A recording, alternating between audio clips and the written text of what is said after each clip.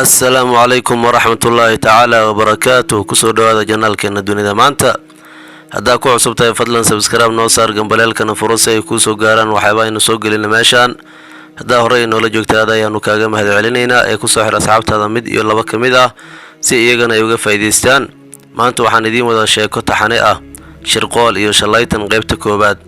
maanday maad iska joogtid xilligan xilli la baxa maahane maya ayayo dhibaato ma lahan.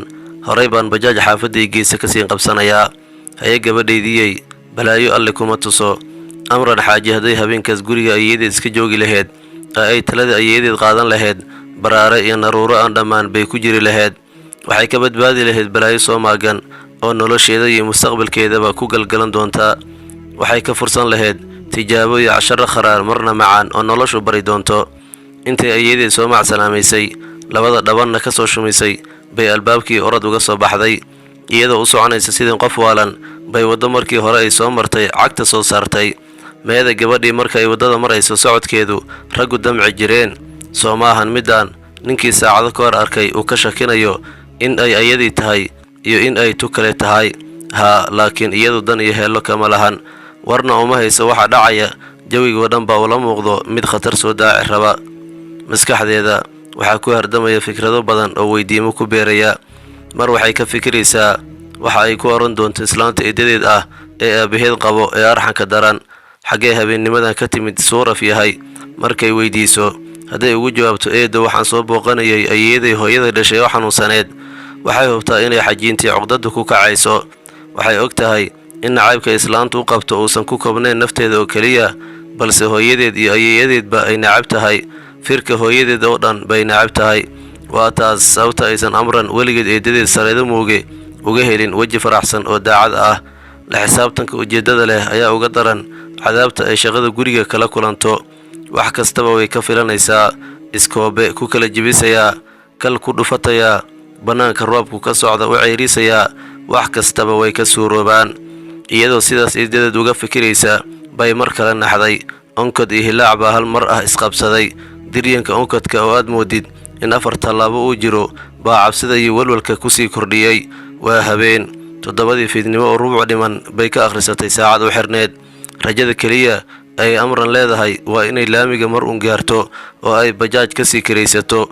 luqluqyo badan bay sii martay dhagaxaan luqyadaas yaalayna qaar bay ku kuftay. dukaan alla aamin ku qoran tahay markay soo gaartay bay gudihiisa isha ku xadday iyadoo soconaysa. dhowr gabdhood oo qoslaya uga dhex muuqday waxay iska jeclaysatay inay iyagoo kale ahaato waayo waxay u arkaysay inay ka nasiib badan yihiin. dareenkaasi cabsidii buu ku sii xoojiyey intay shafka gacanta ku qaraacday oo ay kor u tiri alla ba'ayay niyaddana iska weydiisay arman bajaaj waayaa bay xawaarihii sii laba jibaartay. markay laamigan qarkiisa soo istaagtay buu diryankii onkodku sii batay. cirka oo dhan baa daruuro madow qabsadeen. korontadii magaaladuna hal mar bay damtay zam. rajadii amran qalbigeeda ka iftiimaysayna iyana way la damtay. gambaleelada murugada ayaa ka dul yeeray dhulka oo aad moodid inuu ka maseersanaa dhoolatuska onkadka iyo hilaacu wada samaynayaan sidoo kalena aad moodid inuu cirka ku canaananayo sababta uu cunaqabtaynta ugu haayo daruuraha inay da'aan la dibiirsan baa codsigiisii la aqbalay oo hal mar ah sharqamay jaw rooma higaan ah bilowgiisii buu ahaa.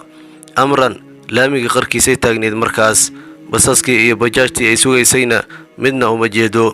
baabuur raaxo ah oo xufta ku dhaafaya dad roobka ka cararayo dhinacyadaba aan soo fiirinaynin ay wataan bay arkaysaa. daqiiqadihii ay meesha taagneed maryaheedii oo dhan way qoyeen. markay roobka u adkaysan weyday bay balbalo meherad laga kala guuray ku hortaalla xaggeeda aaday si ay u dugsato.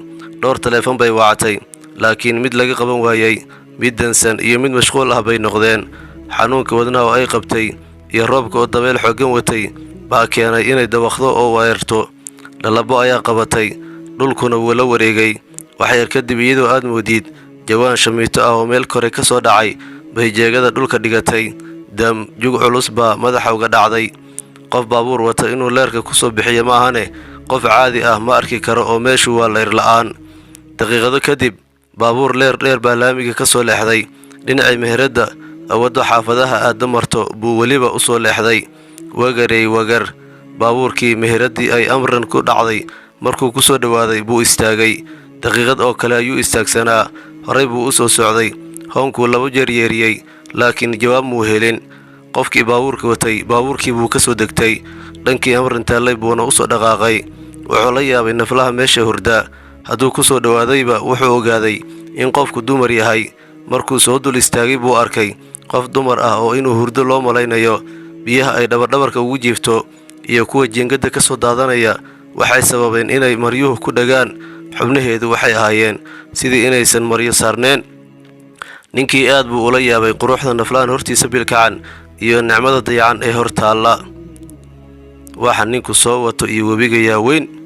fadlan la soco qaybta 2 haddaa qisadan ka heshay like saar siina faafi.